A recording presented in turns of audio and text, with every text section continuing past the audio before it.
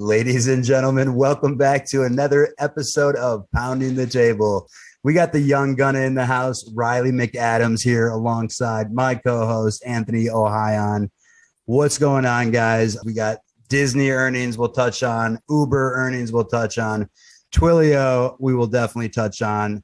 How you feeling today, Riley? Well, I'm feeling good. Bullish is, the main theme over the last couple of weeks, I would say. Twilio had some big earnings. That's definitely going to move some software. I'm pretty pumped about Uber. Uber is getting to the point where it might be a deep value name. Disney also had a killer earnings. I think that it was a pretty big day. We might see some continuation tomorrow, but it's been a good bounce so far. Mm-hmm. And this is the Tony that I love. I feel like you're finally back this week. Maybe it took a little green energy to make that happen, but you told me Tony Tiger's back. So touch on what we discussed last week real quick for those who did not listen. Yeah, job's not finished yet, Avi. Job's not finished. We talked about a lot last week. I think like the highlight of like my favorite part of, where the market kind of showed its hand and where we were able to take some like interesting takeaways, especially Amazon earnings. I think that was probably the biggest one because we were talking about how AWS, is really indicative of all these other cloud names. Right? Because these things just go off of users, they get more ARR, like it's just how those things cycle and become those, future blue chips. And so, we saw Twilio have a crazy move up. And, we were also talking about how stocks are starting to move on their own.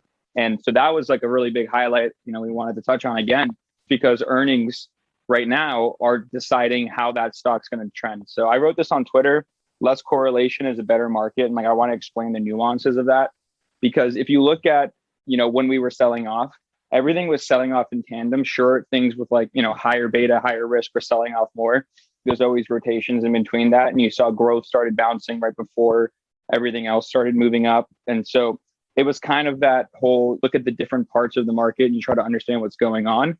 And then you see that like things that run together, right? Because if it's liquidity based, everything that's risk is getting sold extra hard. And if it's, fear of the Fed, liquidity, all that, that's why we got the entire markets coming down. Then you started noticing that individual names are running on their own instead of just being all down, right? Like every cloud is down 8% versus now like Twilio is going to be up 20% Thursday morning, just after hours here after their earnings. And we were talking about Unity and knowing that Unity has a high valuation and they did really well regardless, right? So they were up, I think they're almost like 120 after hours today. So they were in the 90s last week, then they reported their earnings. So it means that people are kind of laying off the gas of pushing things down and starting to say, hey, like these companies are reporting their own earnings. We're learning about what they're doing in this current landscape of the markets right now and in this current job market and everything. And so if they do really well, the results will speak for themselves, right? Because at the end of the day, people buy companies based off of fundamentals. They plug it in their spreadsheets. They do all these things and you assess value that way. And so what happens is when these basically it's a performance review for the company, right? It's an earnings report 4 times a year. When they do really well, they're allowed to do well, right? In a share price. And so people are saying, hey, these things got super undervalued. The earnings are telling me otherwise. So maybe we won't let that stock run in the same correlation anymore. And as those happen, right, the market just overall gets better breadth, gets healthier, right? Like you'll have, hopefully earnings are good, then it would start, being a move that could get poised to the upside just because you have less things that are going to be selling off when things sell off because they have their own news holding them up. We saw that with Unity. We saw that with Twilio now. And I do think we're going to see it for a lot of these other companies. Like we have Net coming tomorrow. I think Crowd you were talking about too. Crowd as well, right? So anything that's moving in sympathy with the names that are running well. And we talked about this last week. Amazon made a number of names move up because of their focus, right, on e-commerce, which a lot of these growth names are doing as well. And that being huge to the point where they could raise $20 for their Amazon Prime. And then as well as AWS doing super well and crushing it. And their EPS was like 600% beat. And so that business is good. Business is booming and company share prices are falling. And I also touched on the Amazon share letter in 2001 when the stock went to $7 and it said, and Bezos started with ouch, but our companies become incredibly stronger, more diverse, versatile, efficient, optimal, all those good words that people buy things for, right? Like from 7 to where it is now. So, this is why I was saying it's time to start looking at which companies are proving that they're doing well. One thing too is like TTD has been holding super well. And so for me, like, that kind of is really indicative, because even in the grossest of the depths, like, people wanted to hold that name. So it means they're probably going to have a really good quarter, I think, because, Twilio started getting a bunch of sweeps today. And that's why I was thinking it was going to rip. They had a bunch of calls bought at the money this week, next week, further out. And so the risk was always to the upside. And I think because everything's down so much, it doesn't take much to have a good quarter when everyone's pricing you in as if you had like a bunch of bad quarters. The risk is to the upside for the high quality names. And the ones that don't do well this round, those are the ones you need to take a second look at and consider, evaluating what you want to do with those. I tweeted out today, I think what's happening now is things like Segment, right, and SendGrid, and all of their acquisitions are now starting to get integrated more. And so that's going to allow them to then cross-sell from Twilio to Segment, right, and Segment back to Twilio. So they can then cross-pollinate all of those clients and continue to grow with the clients that they currently have while they go after new ones as well. So I think it's going to start to like really come into fruition. I'm surprised it's been down so much. It's a really good company. If you have not ever seen a YouTube of Jeff Lawson, check it out. Like that dude, you watch a video of him and you'll buy at least a few shares. Like he's just a phenomenal leader. Yeah, he's a great leader. And I also just want to add, like, I feel like there's a lot of companies, like that was a theme that we touched on and we nailed as well, like acquisitions by these companies, like at the beginning, right? So Etsy was buying Depop, Shopify made acquisitions, all these guys started buying things, working together. So you're going to start seeing all those synergies pop up. Like I think Twilio's quarter was definitely representative of that, like you said, Avi, because it does take time, right? Like things will hit the balance sheet at different times, and then you have to wait because sometimes it takes a lot of time for that synergy to happen and that cross-pollination. But the move that they make is obviously like one that's strategic. And if the company's done really well on its own, they're not going to add something that they think is going to like deter them from doing better in the future. So if you're bullish the company, you should be thinking about like, how you think about the moves they're making and how they're going to play out. So we're going to start seeing that more and more. 21% up though after hours. So yeah, after being down like 75 right now. Yeah, exactly. Yeah. I know that's the thing though. It's like, and that's actually such a funny thing to talk about though, is the psychology behind that. Like I'm a man, but meanwhile I'm still like 40-50% down from where it was. But that shows where it can go again. And the guidance too was really good. So they're going to range from 855 million to 865 million. And analysts are expecting 806 million. So that's good to see too. And I really think just with these acquisitions being more integrated within the platform as well, just the whole ecosystem is just going to perform better and be easier to sell and be loved by their clients more. So I think it's starting to come together for Twilio. We get it, Avi. You like Twilio. You've only said it like 100 times.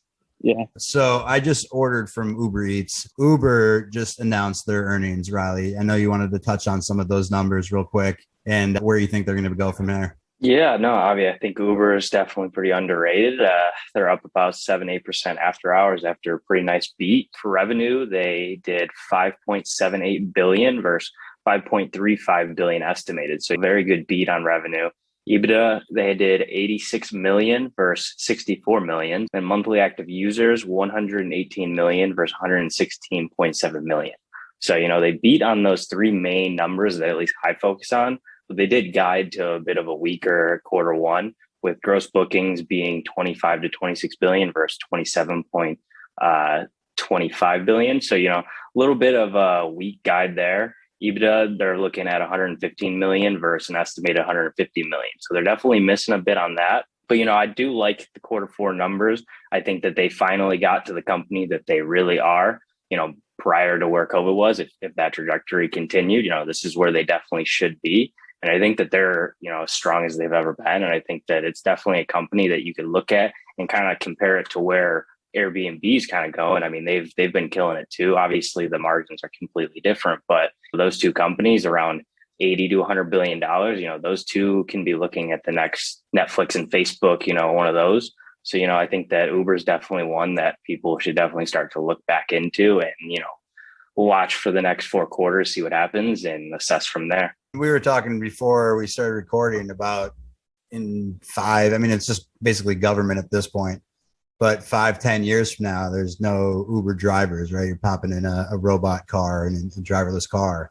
That's 30%, whatever the drivers make right now. That's instant revenue for them in terms of what they're paying the drivers. I think that they've obviously disrupted like the taxi industry, and you can see that like with the price of medallions in New York going down like crazy, honestly, very sad. But I think that this whole model for like real world things like utility kind of stuff, like Airbnb just like Uber, just like DoorDash. So like, and there's a bunch of apps like TaskRabbit, like you just like message somebody to come fix something for you. So like all the things we used to go to like those local shops or whatever to go do, like you can get your plumber off an app, right? And so like things like that are going to become more and more common in society. It's the whole, like, I saw this thing where it was like somebody's desk from like 30 years ago or whatever, and all these different items that he had on it, and then they just all condensed into an iPhone. And I was like, oh, cool. So then like you could see the progression of everything just kind of like becoming easier, becoming simpler, more efficient. So what's the easiest way to go stay somewhere? Just go book it online and know what's available, pay X amount. What's the easiest way to get around? Click an app to have someone come pick you up so you don't have to worry about the car or parking or any of that stuff. So like convenience and ease will continue to be a theme. And that's why like, you have that fear of autonomy, and we know unemployment numbers are bullshit, but like that's a big part of it, right? Like the price of medallions went down. So you're not making the same amount of money that you used to because you got undercut by a competitor that can offer cheaper rates that, anyone can use without having to get, I don't know that like, the necessary rules for like having an Uber or whatever in New York, but the point is that like it's a very disruptive technology, and I can't be bearish against that, especially the new CEO that Uber has versus the old one. Uber had 118 million monthly active users, so this is the highest amount to date, right? Which is really interesting given it's COVID. They're fully back, right? And so it's almost like indicative of where the economy is going. If people are moving around I again. Agree. And Airbnb, like I guarantee you, is the same. I wouldn't be surprised to see Airbnb have like a really similar thing, because like I was looking for Airbnbs, and man, are they pricey and far and few between, especially good ones. So it obviously means like the supply is low, so the demand's high. Right. That's all. It's that simple. Like, that's economics. The answer to the question of like sell me the pen isn't, okay, I need, you need to write something down like in the movie. The answer to the question is ask me a question to know how to sell me the pen. And like these companies just obviously are attacking the first easiest thing in the human brain, which is like we're hardwired to be optimal. We're hardwired to be lazy. On this podcast, yeah, we're teaching everything. No, it's not going away though. I think that's the biggest thing is like we're starting to see it. People don't want to go back in the office. I can't imagine myself ever going back into an office full time. I'd be open to like 1 day a week type thing. Future employers that are listening, right? Honestly, I think those are obvious demands. No, maybe I'm in a bubble in tech. To be honest, maybe this is out of.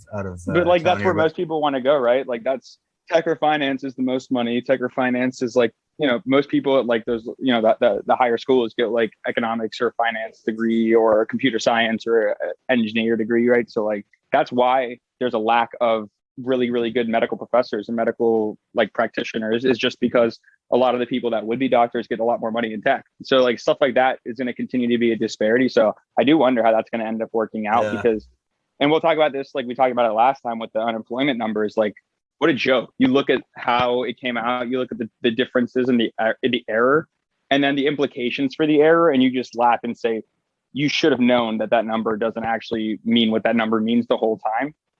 So, I mean, I think that you're just going to continue to see like maybe orchestrated in a certain way unemployment numbers until like it becomes such a big thing, seeing like automation take over jobs and stuff that, we're going to have to figure that out. So I'm very curious for that, because I don't know how companies like Uber, like Airbnb 10 years out from will still that, do well. or not even.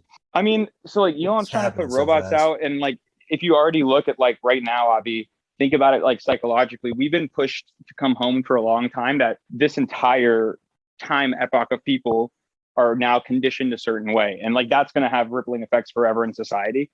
And so if psychologically, that it's 2 weeks to 2 months to develop a big habit, and people were doing this for years, right? So we have all been conditioned in some way, which is important, I think personally for myself to reflect on as well, to kind of like know where I'm supposed to be at and thinking about it in like the time of business and going in and going out with that balance. But that's why those growth names that did all that stuff, that basically just means like efficiency, autonomy, cutting out the middleman.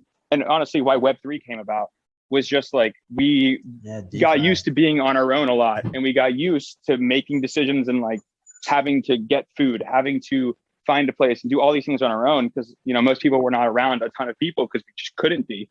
And so I think that's just gonna like, that's something that's like, I know it's like a little kitchens meta. in New York are huge, right? And like people don't why have a huge restaurant if you can get tons of delivery? And Right. And people make entire restaurant businesses now through apps. Like Mr. Beast. Honestly, shout out to him. He's a monster. He's incredible at what he does. But he captured that so perfectly. Mr. Beast is. Mr. Beast is the guy on YouTube. Boomer. He like gives people money and charity, like fun prizes and stuff, but he got massive. He's actually like a really good dude. Like, so he was giving out people, food, money. And, like, is this the dude that gives cash out and he like goes he gives stores cash, and people are like, prizes, is this for real? like, if you put your hand on if like 4 people put their hand on a box full of money, the last person to take their hand off wins, and like all those kind of things. But he started Go ahead, Riley. He recreated Squid Games, and now he's Willy Wonka. Yeah. So he's doing a big candy thing where he puts some things in candy bars and sells them, and then there's like 10 winners. Yeah, and then they get to go to his chocolate factory. He's the king of marketing. Started on YouTube. Yeah, if anyone knows Mr. Beast, we got to get him on the podcast. But what I'm saying is, so like he created all those businesses, like just from honestly like the advent of this. And like when you think about the food business that he just did, I think it's like Mr. Beast's like burgers or wings, or I forget what it is, but the entire thing is just ran through those ghost kitchens, which is just on like an app. So like it's literally like an SaaS restaurant, right? Like, for lack of better words, like, so those things are going to be common in like whatever industry we're talking about. I just wonder at what point, because there is a point of exponentiation where like it will start being really, really different in society really, really fast, and certain disparities will amplify, and then we'll have to think about it and deal with it. But I think we're probably like 5 to 10 years out. It'll be at the point when AI becomes as smart as humans, like the singularity, which is like projected by 2030 to figure out, honestly. So like, I'd say 10 years.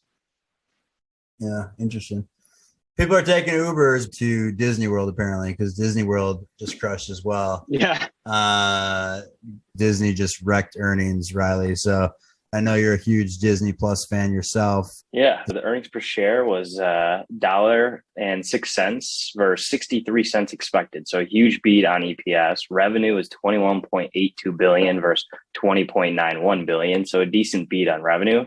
But the Disney Plus subscribers, oh my, 129.8 million versus 125.75 million expected. Huge beat there. Oh my again. Oh my. The service that was also incredible. saw average revenue per user in the US and Canada grow from $6.68 per month to $5.80 a year ago. So a huge increase there. And they could keep increasing it, in my opinion. And so the subscriber number increased by 12 million just from the first quarter. So our quarter over quarter. And the Disney parks revenue reached 7.2 billion during the quarter, which is up 100% year over year. So they're definitely rebounding a bit. But I do want to talk a little bit about the Disney Plus, because I mean they've just been killing it. The Book of Boba Fett, a little bit of a Star Wars a sequel, whatever you want to call that. It is doing great. They just keep getting more and more users from just that one show, plus the Mandalorian, plus all the new stuff that they're going to be coming out with. I have no reason to cancel my Disney Plus. It's like $5, $6. It's cheaper than Netflix. Netflix, I might even cancel. I think that they're too dry now. I don't know. I don't like Netflix. Is Disney Plus coming out with more? And I don't have it, and I guess look it up enough. I know they have some stuff for adults, but devoting a ton more resources towards that, are they creating a lot more shows for adults? So Marvel, they have Marvel, game over, and then. so GG. So they have Marvel and they have Star Wars. Basically, the two biggest franchises right now. You could put out a show, even one episode of anything in those universes, whatever you want to call it, and you're going to get 100 million people to watch it, and you're going to get people to just sign up even for 1 month just to watch whatever it is. You're going to have movies all the time that are just going to be debuted on the platform instead of going into the theaters, which, some might say is not very good, but at the same time is you're going to get people that sign up and then they forget about it. It happens every time. And just from that alone, you're going to make billions of dollars, basically, at least over time. And not to mention, they have the content to be able to back it up. I think Netflix needs a little bit better original content. They had a nice go at it, but I think that they are trying to focus on increasing their margins. So they're not focusing as much on content as they probably should be. I think that they have 1, maybe 2 hits a year at this point. When Disney Plus, you could put basically any movie in the Marvel or Star Wars universe in there, and you're going to get people to sign up, and then you're going to come out with another one 6 months later, and people are going to buy it again and again and again. I just think that right now Disney Plus is just on its way to beat Netflix. I think that over time, and I think that's why Netflix saw that massive 20% drop. I think people are realizing that Disney Plus over time can really take over and be a bigger streaming platform than Netflix. Yeah, I think it's also like right now very niche because like, you know, the people who like the things that are on Disney are obviously familiar with Disney, right? And like kids love Disney. Disney's like IP powerhouse because they own so much. And if they don't, they can buy it, right? Like all the theme parks are based on IP. So they're going to continue to produce things from all their IP, right? So they have an unlimited war chest of that, essentially. That's kind of where I'm looking at for, I guess, the bullishness of Disney. I know they have all like the actual parks and everything else that's going on, but you know, the Disney Plus is definitely what's more interesting and why it's getting the type of moves it's getting, right? Because like I remember Disney before Disney Plus, it really was not like a stock that was discussed as much as it is. It was more like, this is a easy Disney parks, right? Like they got experiences and all these things, and they have theme parks and they make this much money, right? It was just a traditional kind of like index fund stock. And now they got competitive with Disney Plus, and like, who knows where that goes, right? Like metaverse, all the things we've been talking about. Like, could they do gaming? I don't know if they're in gaming right now. Like Netflix is. There's a Marvel video game that came out. It was not really that big of a hit. That IP, right? So. But they also have, I think they work with EA to work on Star Wars games. At least previously they've come out with a couple of Star Wars games. But, you know, both of those universes, you could put out game after game after game. You could hire, you know, Activision to build it with you, whatever it is. And then all of a sudden you make another $1 billion. Then you do it again 2 years later, make another $1 billion.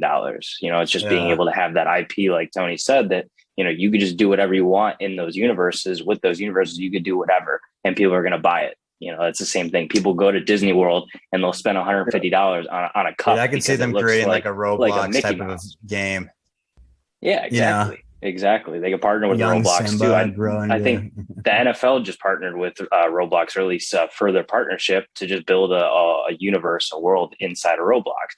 Disney can do the same thing. They can basically 3D print their entire park, put it into Roblox, and all of a sudden you have, you know, 100 million kids that are going to be playing around in virtual Disney World. Then they're going to beg their parents, hey, let's go to Disney World. Let's go to Disney World. Let's go to Disney World. And then they're going to take them to Disney World. Riley, that was 5D. I like that. That was good, Riley.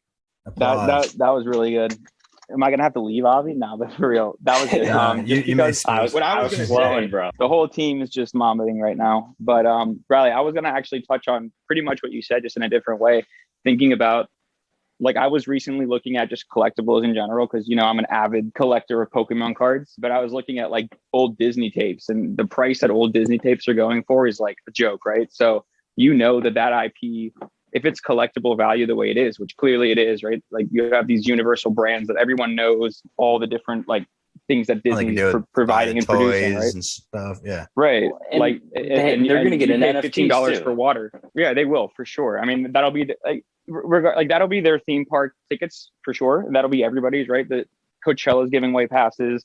The Super Bowl is going to do it. Like, it's just going to happen everywhere. But yeah, this is going to capture it in the way that you said best. Yeah, they have the incredible branding power. You know, they can put Mickey Mouse on an NFT and make millions of dollars off that one drop. No, everyone's going to buy. Could you imagine?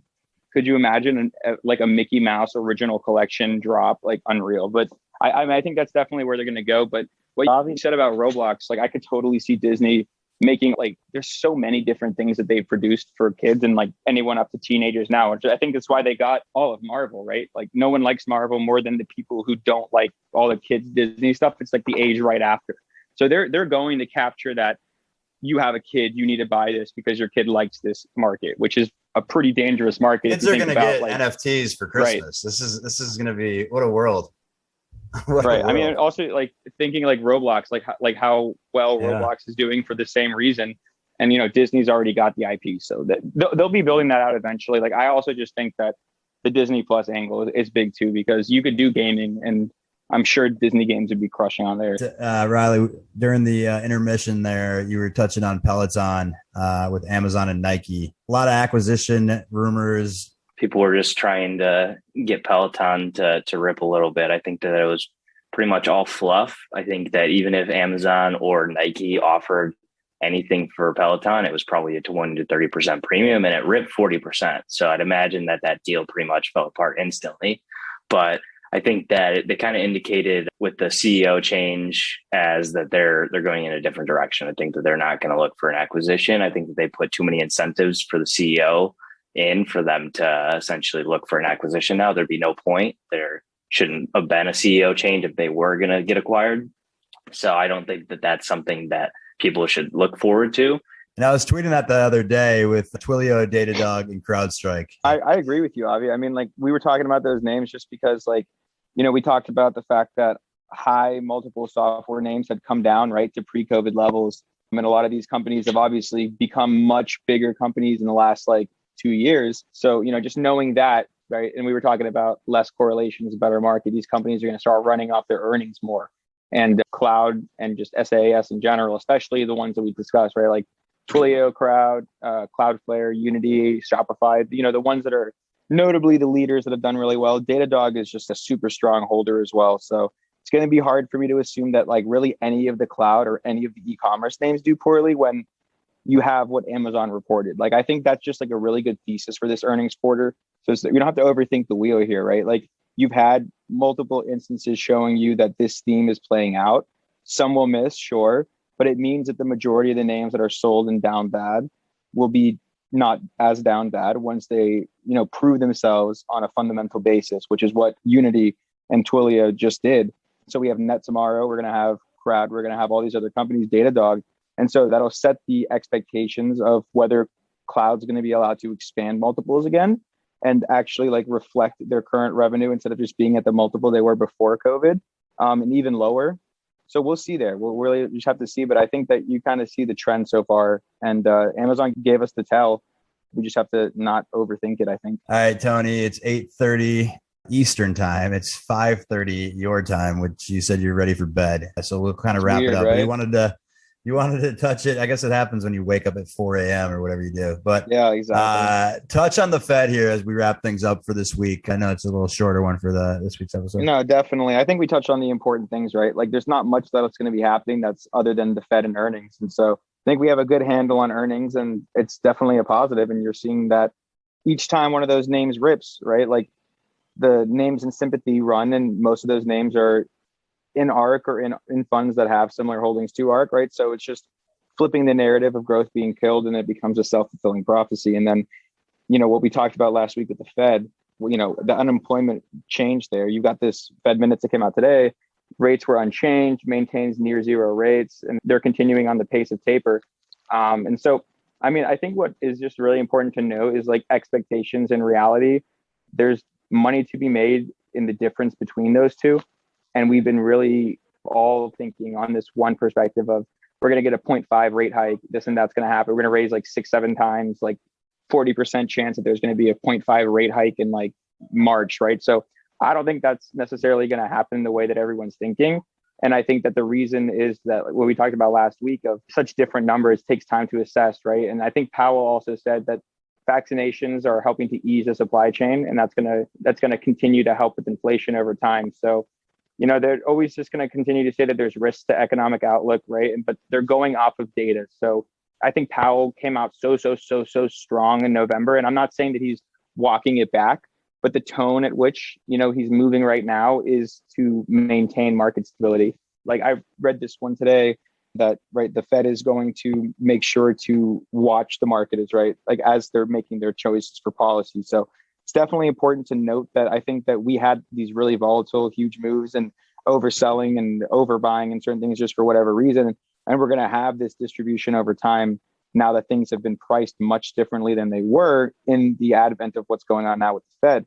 So I think that you're seeing the risk to upside with a lot of these quality names. And I mean quality, right? Like there are stocks that went down significantly on their earnings, and the ones that go down significantly on their earnings this period, like if they do it again, it's like going to be a tough time for all of them, because now is when you see how you react when the market's not perfectly good, when share prices aren't super high. So you can't raise a bunch of money without diluting your equity a lot. So it's a harder condition for investors, is a harder condition for companies to exist in the first place, right? And that's kind of always going in hand, because that's just a subset of the economy's standard, like what it's doing right now. But Powell he expects inflation to decline over 2022. I mean, we've heard this, we've heard transitory, we've heard a lot of things. So you're going to have to just go off the data. So CPI is coming out tomorrow, and that's definitely going to be a significant move, because I think that, growth and a lot of other names responded well to the minutes today, which is definitely good to know that maybe we're not going to retest that bottom again, but maybe we do. But I think if CPI comes in good tomorrow, you're going to get that's going to line up right with ARK's downtrend from November. And I know people say you can't like chart an ETF, but everyone who tried to short at 66 to 62 at the previous COVID high got obvi stopped. So I beg to differ. And so you're going to break over that like 3.5 month downtrend starting in November from when Powell was super crazy QT, dropping basically he's dropping words he should not say at the market essentially. And so, this is going to be important tomorrow. And so if we get that breakout, we might get a sustained rally. People might cover their shorts, but it's really going to be dependent on news, because that is going to be what the Fed's looking at, right? Like if things get crazy, inflation's heating up, the Fed's going to have to act a lot faster than if it naturally just like chills or stays the same, or maybe slightly starts to go down. And I think that what we were talking about, KT and I as well on the pod, or on the spaces and on the pod last week, about how the Fed is being so particular about the way that they're displaying data and all that's going on with that. They are trying to craft a narrative that helps their goals. And so I think that's really important to note. And so nobody wants the market to crash. It makes their job harder. Like it makes a company's job harder when their share price goes down. It's very similar for the Fed. You lose more bullets, the lower you go. So, and you have less time to act. So it's important to note that I think that they're really paying attention. But once again, like Powell has done really well, but also botched it many times. So you're going to have to just go off the data. What's nice though, is that like, I think the market's priced in some of the worst possible outcomes of data. And so any of the things that don't hit, like if we don't have 6 rate hikes or 4 rate hikes, like if we don't have the 0.5 rate hike, right? If we just do 0.25, 0.25, 0.25 3 times, if we, make sure to passively roll off treasuries, roll off all these things on the balance sheet, and just have that just, naturally go off passively at their maturities versus actively, right? No QT, none of that. Those are good things. And so I think that there is risk to the upside, especially with those individual earnings, because as I said, less correlation is a better market. Poetic as always, Tony. So we'll wrap it up here today, but we've had some incredible conversations the past week. I'm not going to get into the details, but if you guys have cool businesses out there, you guys are doing some really interesting stuff, like shoot us a DM. Very interested in it. Feels like I'm a VC, which is one day what we will get to. And this will be a cool podcast to look back on here. But Tony, wrap it up with the thoughts of the week here, and then we'll get going. Yeah, I wish KT was on here, because he said something super crucial, I think, on the space we did the other day. And he was just talking about how the market's all just a rotation game. And it's a rotation game between different asset classes, between different sectors, and then also like your gains and your position and where you are in the market is also a rotation game, right? So you're getting this like really big growth V squeeze. Like I would definitely say, don't think that you're out of the woods. Maybe specific names, because of how well their earnings were, have set their bottoms, if you understand what I'm saying, because that's like tangible news that, that's a priced in fundamental model news. And that company's already gone down there. And the fact that it's been allowed to get back to where it is, even if it's still down, right? Like Twilio, for example, right? Still down 160, 170 points from its highs. The fact that it was able to just even go up 20% when it's been doing nothing but going down 10% every day is a tell. And I think that there's a lot to say about the market, but there's one thing that always stays true, is that price rules everything around me. And so no matter what you think, trade what you see. And I get that from my buddy High Yield 6. Like you trade what you see, you trade exactly the price that you see. And that's the way to make sure you adapt and don't die. So with that being said, Pounders, trade what you see, because you are where you are. Yeah, you're back next week, baby, with another episode of Pounding the Table.